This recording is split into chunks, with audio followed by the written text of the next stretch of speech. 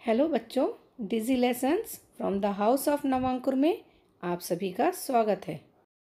पढ़ने जा रहे हैं क्लास 8 साइंस चैप्टर 5 कोयला और petroleum, coal and petroleum part 2।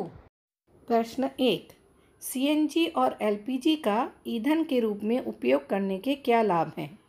इसका उत्तर होगा सीएनजी और एलपीजी उपयोग करने के लाभ। सीएनजी और एलपीजी ये कम प्रदूषणकारी होते हैं। दूसरा, ये स्वच्छ ईंधन है। तीसरा, ये अन्य ईंधनों की अपेक्षा सस्ते होते हैं। चौथा, ये आसानी से उपलब्ध हैं।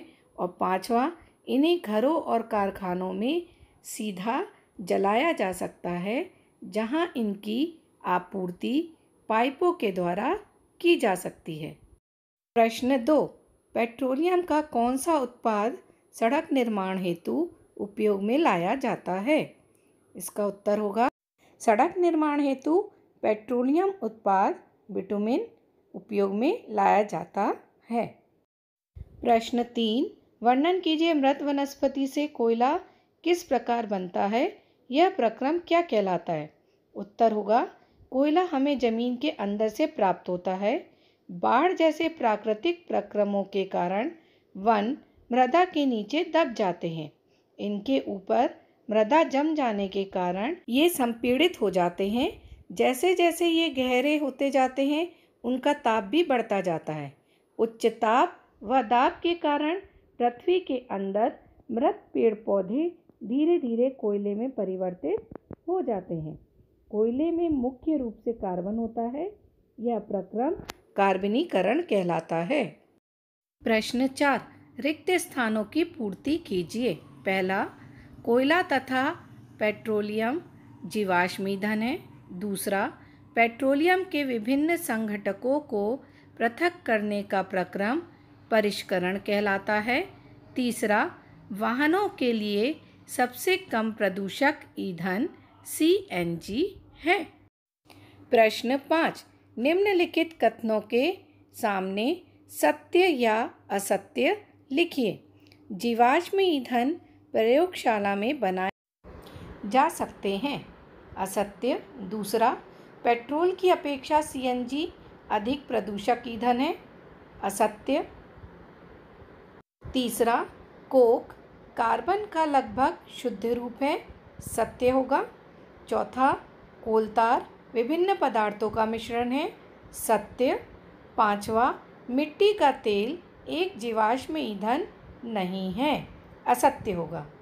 प्रश्न 6, समझाइए जीवाश्म ईंधन समाप्त होने वाले प्राकृतिक संसाधन क्यों हैं? इसका उत्तर होगा जीवाश्म ईंधन समाप्त होने वाले संसाधन हैं क्योंकि इनके बनने में मृत जीवों को ईंधन में परिवर्तित होने के लिए लाखों वर्ष लगते हैं और उपलब्ध भंडार सीमित हैं। इसलिए जीवाश्म ईंधन समाप्त होने वाले प्राकृतिक संसाधन हैं। प्रश्न 7, कोक के अभिलक्षणों और उपयोगों का वर्णन कीजिए।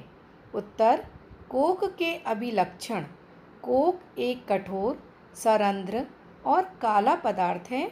यह कार्बन का लगभग शुद्ध रूप है। यहाँ पे फिर दूसरा है कोक का उपयोग। कोक का उपयोग इस्पात के औद्योगिक निर्माण और बहुत से धातुओं के निष्कर्षण में किया जाता है। प्रश्न 8, पेट्रोलियम निर्माण के प्रक्रम को समझाइए। उत्तर होगा इसका पेट्रोलियम का निर्माण समुद्र में रहने वाले जीवों से हुआ। जब ये जीव मृत हुए तो इनके शरीर समुद्र के तल में जाकर बैठ गए और फिर रेत तथा मिट्टी की तहों द्वारा ढक गए। लाखों वर्षों के बाद वायु की अनुपस्थिति, उच्च ताप और उच्च दाब के कारण मृत जीव पेट्रोलियम और प्राकृतिक गैस में परिवर्तित हो गए। प्रश्न 9, निम्नलिखित सारणी में 2004 से 2010 तक भारत में विद्युत की कुल कमी को दिखाया गया है। इन आंकड़ों को ग्राफ द्वारा आलेखित करिए। वर्ष में कमी, प्रतिशतता को y अक्ष पर तथा वर्ष को x अक्ष पर आलेखित करिए। क्रम संख्या वर्ष कमी प्रतिशत में। पहला 2004 7.8%, 2005 8.6%, तीसरा 2006 9% और 2007 9.5%, पाँचवा है 2008 9.9%, छठवा है 2009 11.2% और सातवां है 2010 10%। विद्युत की कमी को इस तरीके से आपको ग्राफ में दर्शाना है और सभी प्रश्नों के उत्तरों को आपको अपनी कॉपी में लिखना है। धन्यवाद।